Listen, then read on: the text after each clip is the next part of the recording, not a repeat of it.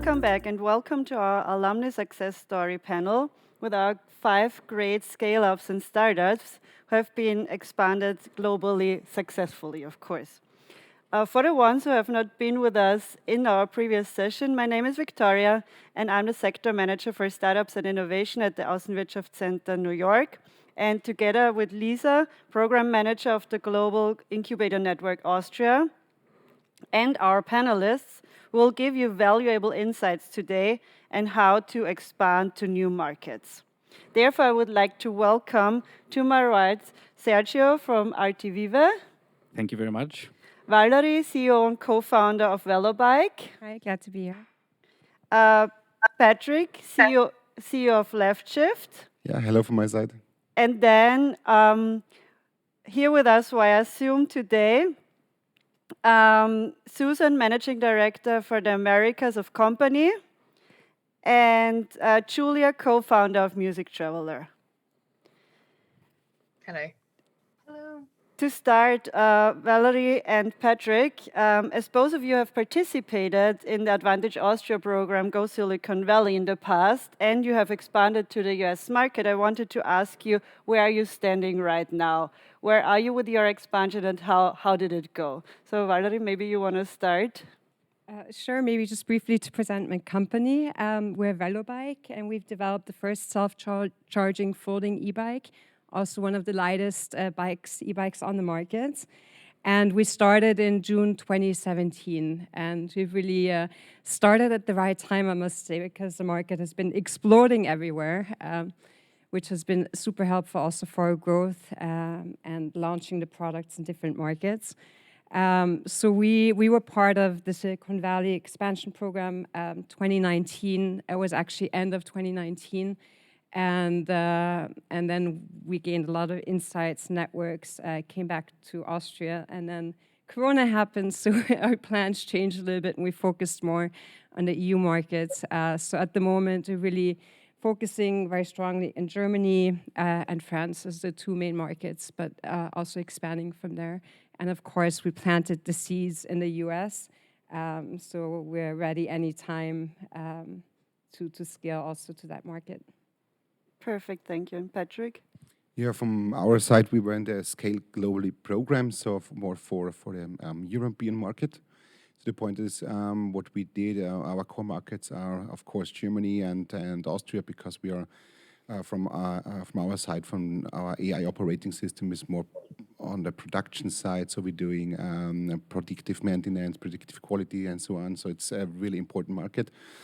And yeah, we started in Austria, and now we are in Germany. We had a good approach, a good attraction in Germany. So we won a big customer in the ITSM environment. So we have new access to more than 5,000 B2B customers at the moment. So, and we grow also in Germany, but there's a lot of work to do. A lot of companies, companies in the small and medium business. It's also a customer, a B2B customer for us.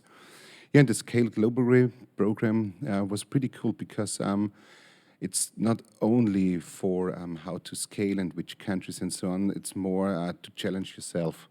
This was the big point. We had to change a little bit our product portfolio, go a little bit abroad. And the point was normally our investors are sitting in the UK, and we thought that we have to go to UK, but the point is what we figured out in the program, it makes more sense to go to the Nordics because they're more open-minded. So the program helped us a lot to make the right decisions.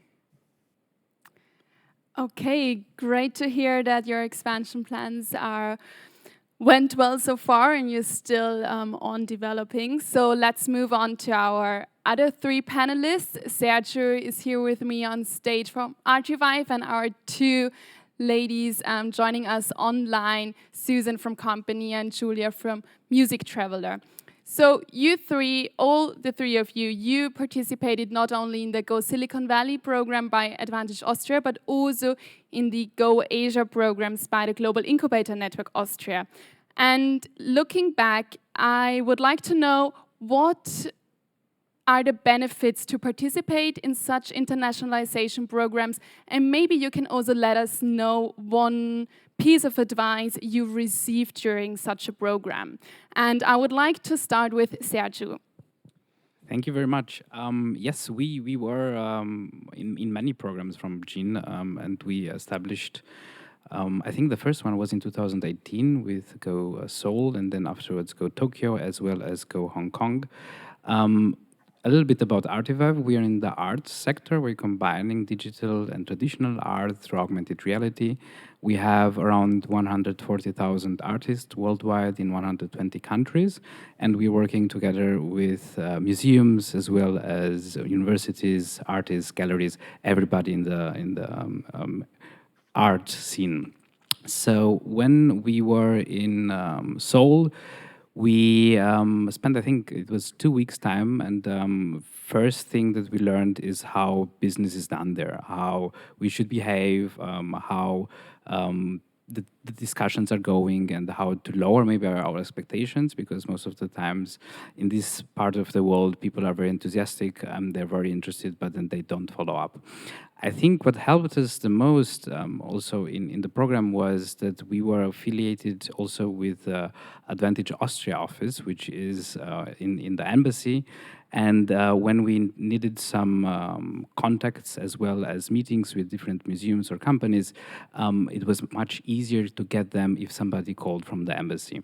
So in that region is when somebody is called from an embassy to ask for a meeting, we managed to meet the manager or the director of the institution, because we were also the CEO from a small startup from Austria, but we had the opportunity to talk to the decision makers there.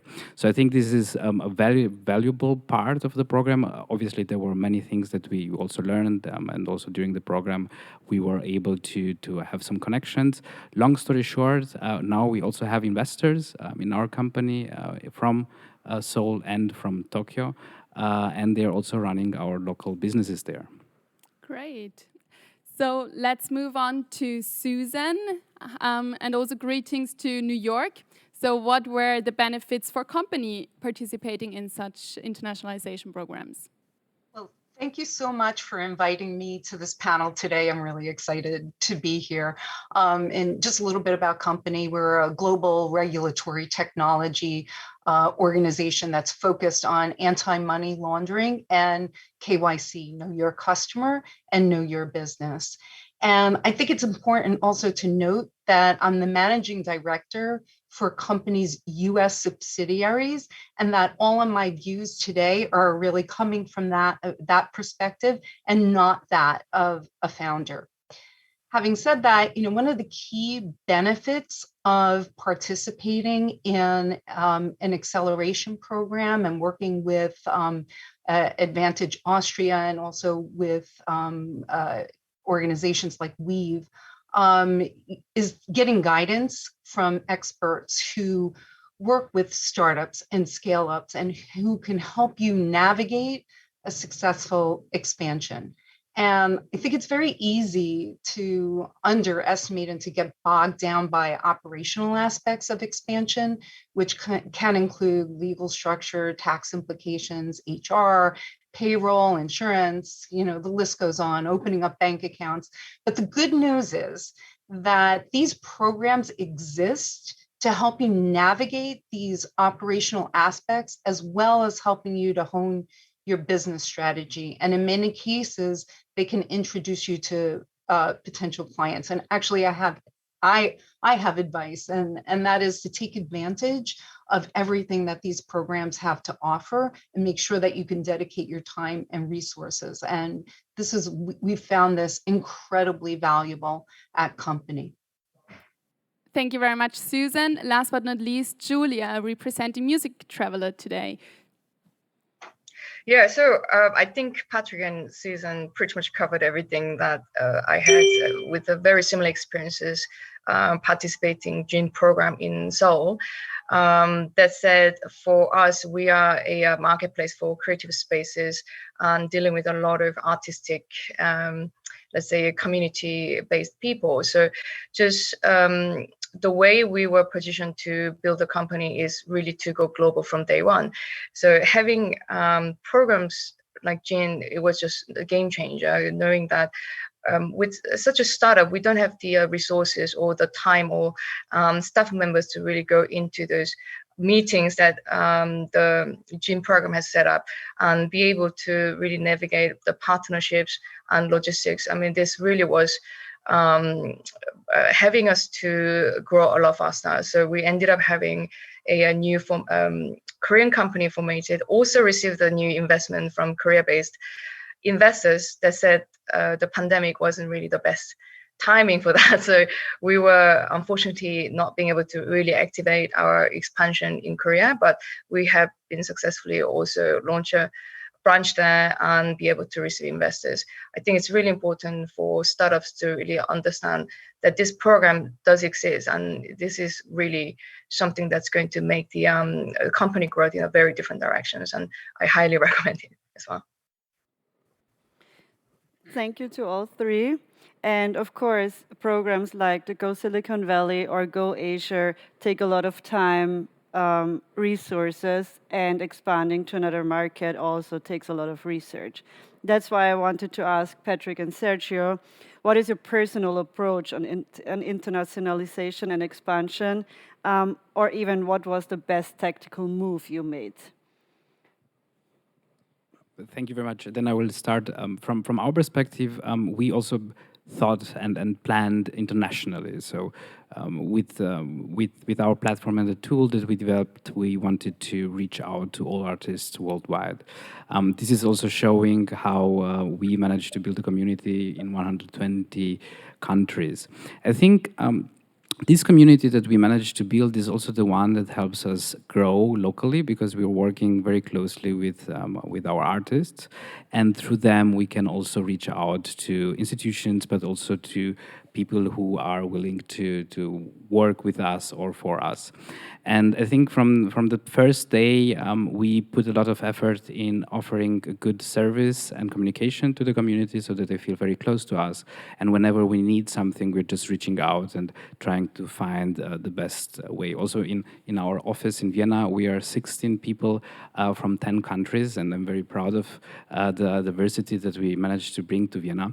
And this is also very enriching for everything that we're doing, from everything that we're planning, anything that we're putting out there, from the product, from the marketing campaigns, from the pricing, from our strategies from the day one, also very international. And I think this is also very important when starting from Austria or in Europe, to think how can we develop and also expand to new markets from day one, and how can we be there without really being on ground. So I think this was our learning, but also being in the arts spectrum, it's very easy to get in touch with the creative people, and they are also very helpful, and they find new ideas how we can grow the business. Thank you. Handing over to you, Patrick. Yeah, from our side, the personal journey, I would say, the point is, you have to understand a little bit our product. And what you have to do is to test, to get the feedback and do the research. This is what we did. And when you understand our product, we have an AI operating system. So we have a toolbox for a lot of different AI models, and we can create a lot of solutions there. And the point is, what we did in the beginning was to deliver the whole platform. And that don't work very well, so we changed our product market fit, create a lot of different small AI applications and tested applications in the different market. And now we know what is the customer, what was the customer want, and what are the best approach and what is the best products for that. So I would say what we learned to have the right product market fit for the right market, and test the applications, research that, and get the feedback from the customer. This is what we did in our personal perspective, in our journey of Leftshift One. And now we will see where we can get more customers. Yeah? Okay, let's go a step further. Julie and Susan, as kompany and Music Traveler both have founded subsidiaries within the last couple of years. My question for you is, how have you started your expansion towards a specific market? So was everything scheduled and structured, or did an expansion to a specific market resulted because of a recent connection? So how did you decide to go into a specific market? Julie, do you want to start? Sure. It's both actually for us. We had, specifically speaking, wanted to come to the US because of the size of the market. So we have been planning for that, but also we ended up having many partners that came to us coincidentally. So it was a very easy expansion. At the same time, current expansion was really through the GENE program, where we discovered a very hot market for us and the demand through the program. So we did structure everything from A to Z to be able to really access the market, because it is a very difficult market. The languages and the logistics and regulations, it was very structured expansion. Okay, thank you very much. And Susan, how was it for kompany? Well, for kompany, it was both planning and serendipity. Our co-founder and CEO, Russell Perry, had a keen interest in expanding into the US market. Kompany has expertise in working in very strict regulatory environments. And we did have a global footprint with our connections, but we wanted to market to financial institutions and companies that could leverage access to our regulatory technology in the United States. And kompany had some success in acquiring clients in the region. So we were really looking to expand and accelerate this success. And during a visit to New York in late 2019, Russell Perry overheard me speaking to a friend in a cafe. And I had just left Bloomberg and was specifically looking to work with an overseas regulatory technology business. And that was focused on anti-money laundering and was looking to accelerate their business in the US. And that is how we came to be working together. And we formed the subsidiary in February of 2021. After joining, I worked very closely with Advantage Austria and Weave to expand on our go-to-market strategy for the Americas. Okay, thank you very much. Thank you. Sergio, you just said you have like 16 people working in the Vienna office from 10 different nationalities. And as we know, this is a very crucial point for expanding, to find the right skill and the best people. How do you approach that? That's a very good question. I'm thinking we are still in the finding process, as the company is also growing, and also the team is growing, to find different criterias how we can find the best candidate. We are always reaching out internationally. Also, we are open for people who want to relocate. For us, on the same time, it's important that we have people who are on the ground for the main team, because we are investing a lot also in the company culture, and we want to keep the people together. Also that they have some fun times together, which is a little bit harder to organize online. So I think it's just like the way how Artivive is working. So we try to, as mentioned, reach out also to our community to let them know what we're searching, as well as our investors, our board. So whenever there is a new position that we try to find somebody for, we try to reach out to everybody that we know, and we have a longer process for people onboarding to be really sure that it's a good fit on both sides, right? So I think I cannot find or maybe say something that it's working for everybody, because every company is a little bit different. But in our case, it is we're searching for people who are also interested in art and working with artists and changing the world, the art world. I think you said something very critical, and it has to be a fit for both sides. And actually, Susan, I heard your story, how you met last week, and I found it so perfect. But how does, when it's not in a cafe in New York, how does kompany approach finding the good skills or, good employees internationally? Yeah, and again, this is all from a very US-centric perspective. But yeah, as everybody is probably aware, there's the big resignation that's going on in the United States. And I hear that may be slowing down. And, the good news for startups and scale-ups like kompany is that employees are looking for flexibility. specifically around remote working arrangements. And also a major benefit to having remote workers is the fact that you don't need a fixed location, which can lower your expenses. And obviously that's not going to work for every business, but specifically if you do not require a lot of in-person contact, this is actually very, very good opportunity.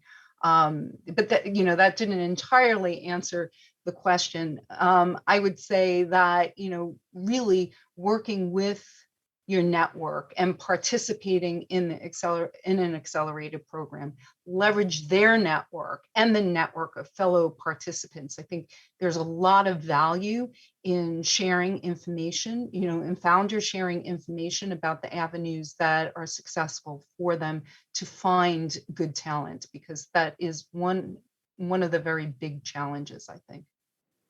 Perfect, thank you. And Julia, how is Music Traveler approaching this sometimes challenge? It is a challenge, but we actually worked with another startup who focuses on looking for the perfect, let's say, team members. So we were somewhat experimenting on this, where what types of cultural and philosophical match can we find with the maybe future employees and future team members.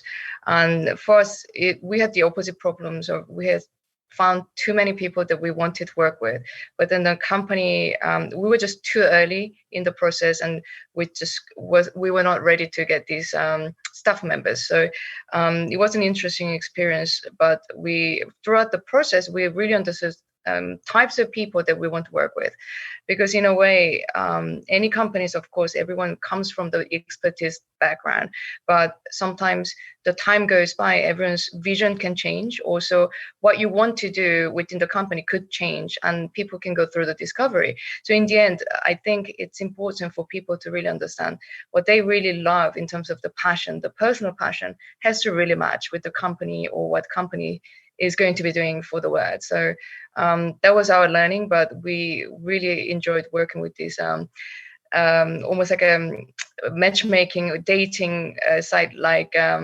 employee matchmaking, tech building together. And I strongly recommend that to every startup to also try it out. Okay, they're good insights, and I think everyone can definitely learn how to scout for international talent. My next question is more focusing on the mindset you need for an internationalization. And one founder told me once that you need to be prepared over 100%, because everything that might go wrong will go wrong. So Valerie, you with Vello Bike, you sell your products worldwide. And what personal values do you need to have for an expansion, and especially when thinking of potential risks and failures? What is your point of view? Well, I'm not risk averse, I must say as well. So it's really important. You just go for it, just run and run. Give it a try. If you don't try, you never know. So don't live your life in I should have maybe, but just go for it. So I don't exclude anything. You just have to have a really open mindset. Take it, if you fail, it's a learning experience, So give failure a chance as well. And I think anyone can really be an entrepreneur, but it's something that you can nurture. So entrepreneurship is like a muscle. In the same way as when you run a marathon, you just have to train your muscles. And you have to learn how to deal with stress, how to become persistent. And if I look back, 10 years ago, I was not yet quite there.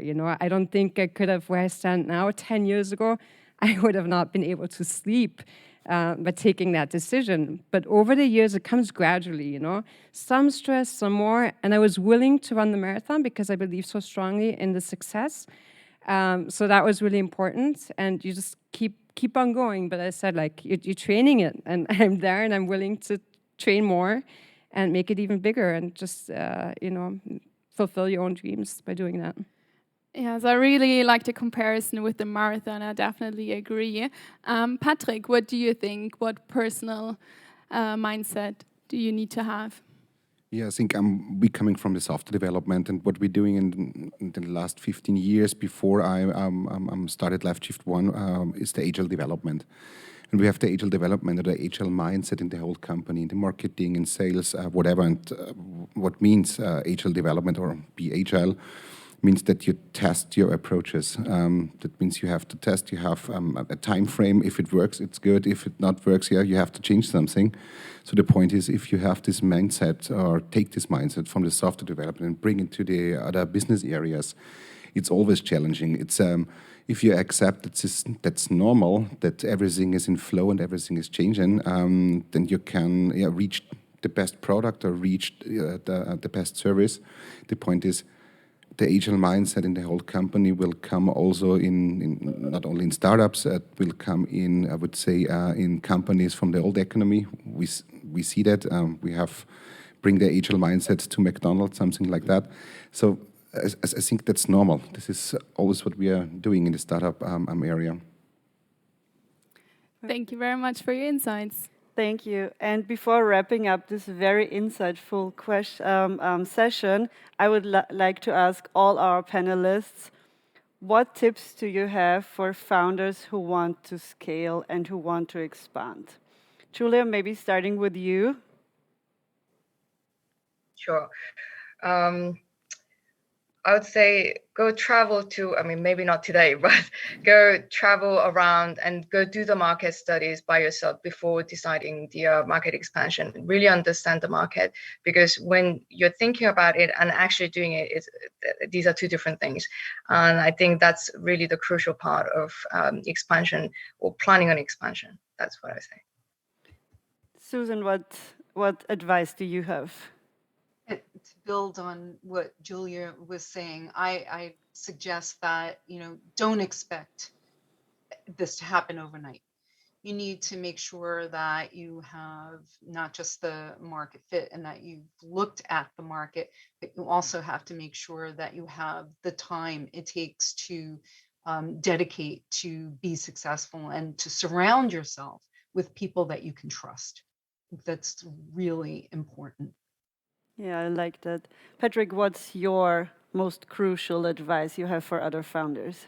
I would say, first of all, I go to We Grow to the Scale Globally program and be part.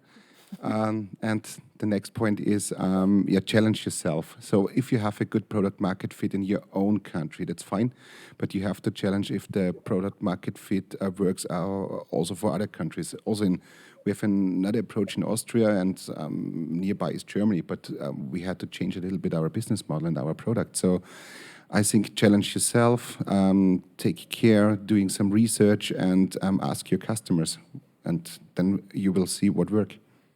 Perfect. I like what you said. I think everyone who's listening today already did the first step to expand. Valerie, what is your advice? I would say it's to nurture your network, because that's the biggest asset you're ever going to have in your life. So I think even when you have this opportunity to network at the moment, just to go the extra mile and stay in touch and to keep on growing network as well. And I think another thing that's important is to be flexible, to be able to pivot your idea to fit to the market so that it works there. Perfect. And last but not least, Sergio? Yes, I think everything that was said is the same, how we are thinking from day one, think internationally. Just thinking in Austrian or European market is like driving with the handbrake on. I think like also nurturing relationships, talk to people, as many as possible. It could be that some would see your product totally different that you do. And that's not a problem. They can still use it in another different way. So be open-minded, take part in all gene programs that you will find out there. That's the best time that you can invest. It's in a very short time, and you get to meet very many people from the startup ecosystem and also from possible clients that you might have, and you can learn very much and be open-minded. And like I said, they can see the product in a different way and give you new ideas. Thank you very much to all our panelists today to sharing all these valuable insights and your thoughts with us. And good luck for all the expansions you have ahead of you.